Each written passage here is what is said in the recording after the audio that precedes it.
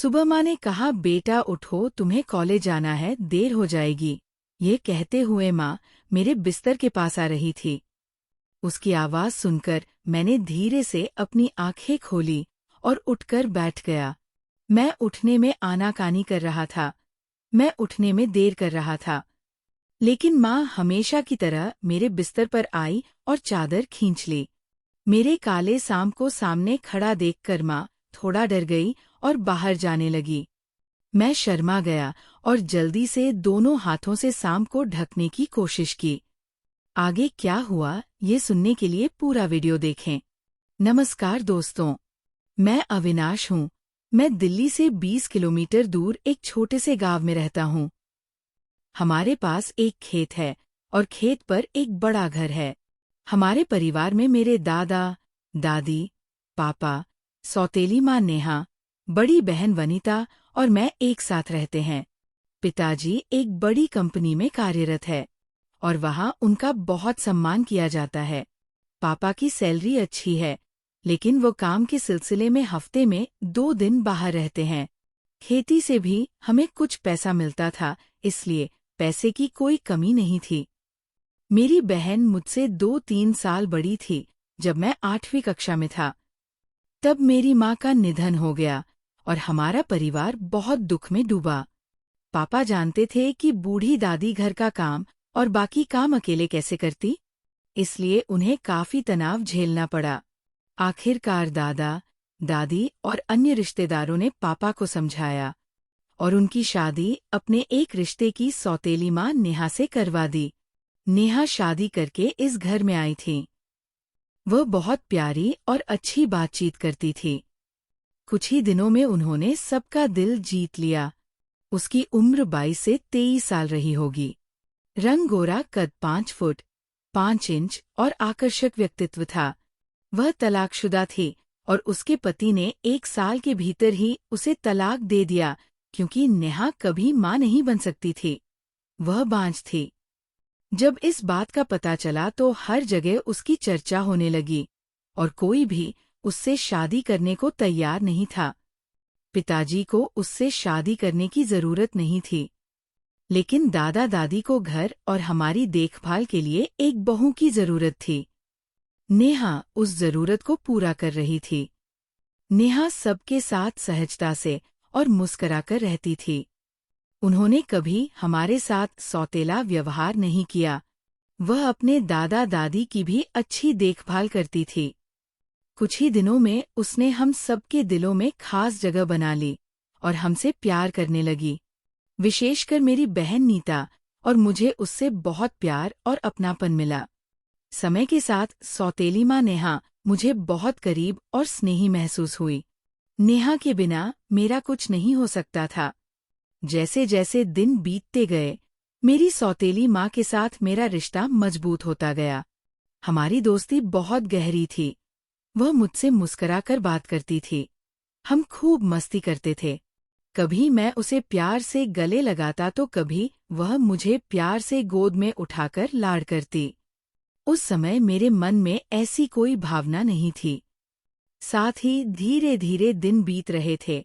जब मैं 12वीं में था, मेरे दादा दादी 2 महीने के अंतराल के बाद हमें छोड़कर चले गए। इससे बाबा का सहारा छूट गया, लेकिन बाबा ने सावधानीपूर्वक सारी जिम्मेदारियां उठाईं और घर को अच्छे से संभालना। वनिता अब 22 साल की हो चुकी थी।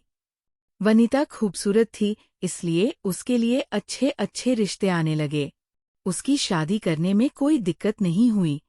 योग्य लड़का मिलने के बाद पिताजी ने उसकी शादी बड़ी धूमधाम से की। अब वह अपने पति के साथ ससुराल में रहती है। उसकी शादी को 2 साल हो गए हैं। उस समय मैं एक इंजीनियरिंग कॉलेज में पढ़ रहा था।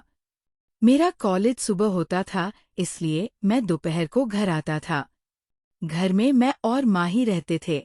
जब मैं कॉलेज से घर आता था तो माँ बहुत खुश रहती थी, क्योंकि उन्हें घर में अकेले रहना पड़ता था, इसलिए वो कभी कभी उदास भी दिखती थी।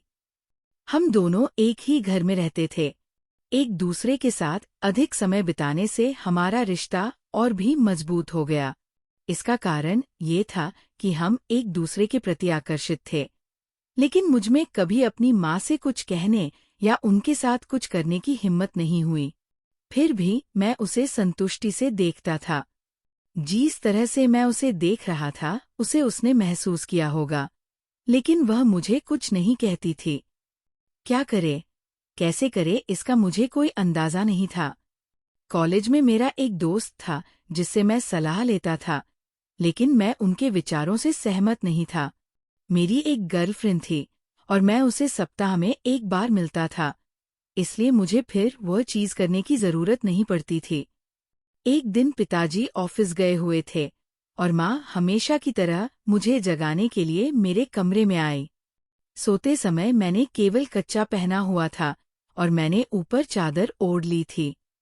माँ ने मुस्कुराते हुए कहा, बेटा उठो, देर हो जाएगी, तुम्हें कॉलेज जाना है।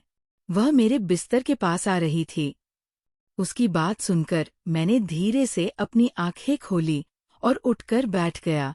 मैं उठने के लिए राजी नहीं था, लेकिन माँ ने आते ही चादर खींच ली। मैं उठ गया। मेरे काले सांप को खड़ा देखकर माँ थोड़ी डर गई और मैं जल्दी से उसे ढकने की कोशिश कर रहा था। माँ ने हमेशा की तरह हंसते हुए कहा, बेटा इस उम्र में ये सामान्य बात है, इसमें शर्मिंदा होने की कोई बात नहीं है। माँ मुस्कुराई और बोली, अब तुम बड़े हो गए हो, चलो उठो, नहा लो, मैं तब तक चाय और नाश्ता तैयार करती हूँ। फिर मैं उठकर बाथरूम में गया और नहाकर तैयार हुआ और डाइनिंग टेबल के पास बैठ गया। माँ चाय और नाश्ता लेकर आई और मेरे सामने बैठकर मुझे देखने लगी। उसने झुककर नाश्ते की प्लेट मेरे सामने सरका दी और बोली, अब नाश्ता शुरू करो। माँ अच्छी तरह जानती थी कि मैं क्या सोच रहा हूँ। वो जानबूझकर एक हाथ टेबल पर रखकर झुक रही थी और नाश्ता कर रही थी। मैं नाश्ता कर रहा था, लेकिन मेरी नज़र वहीं रुकी हुई थी। माँ ने देखा और पूछा, क्या हुआ बेटा, तुम इतना क्या सोच रहे हो? मैंने तुरंत जवाब दिया, कुछ नहीं माँ, मैं तुम्हारे बारे में कुछ सोच रहा था। माँ थोड़ा मुस्कराई और बोली, बताओ मेरे बारे में क्या सोच रहे हो? उसके बाद मैंने माँ से कहा, माँ मैं तुमसे कुछ पूछना चाहता हूँ। माँ ने कहा, तुम्हें पूछने के लिए मेरी अनुमति की क्या आवश्यकता है माँ? मुझे लगता है कि आप मुझसे कुछ छिपा रही है।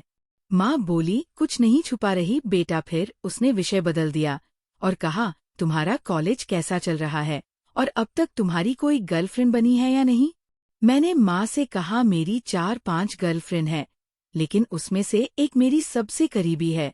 मैंने ऐसा कहते ही माँ हंसने लगी, लेकिन मैं थोड़ा असमंजस में था। फिर माँ बोली, काश तुम मेरे बॉयफ्रेंड होते। मैंने कहा, माँ तुम मुझे चने के पेड़ पर चढ़ा रही हो। फिर माँ मुस्कुराई और बोली, ठीक है, अब तुम मेरे बॉयफ्रेंड हो। माँ ने आगे पूछा, क्या तुम्हारी दोस्ती सिर्फ दोस्ती है या कुछ और भी है?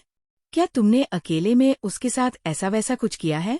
हाँ माँ, हमने दोस्ती से आगे बढ़कर बहुत कुछ किया। माँ ने मीठी मुस्कान के साथ पूछा, तुम्हारी गर्लफ्रेंड को तुम्हारे जैसा बॉयफ्रेंड मिल गया है, वह बहुत भाग्यशाली है।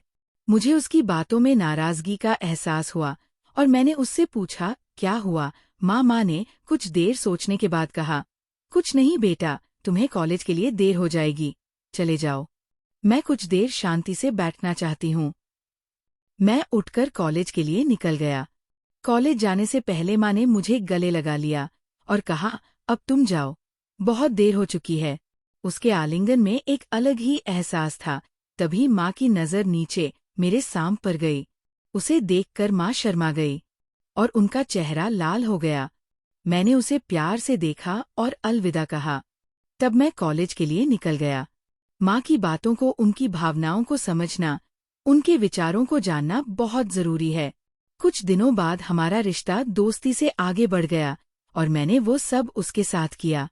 दोस्तों, अगर आपको हमारी कहानी पसंद आए तो हमारे चैनल को सब्सक्राइब करें और आपको कहानी कैसी लगी मुझे कमेंट में अवश्य बताएं।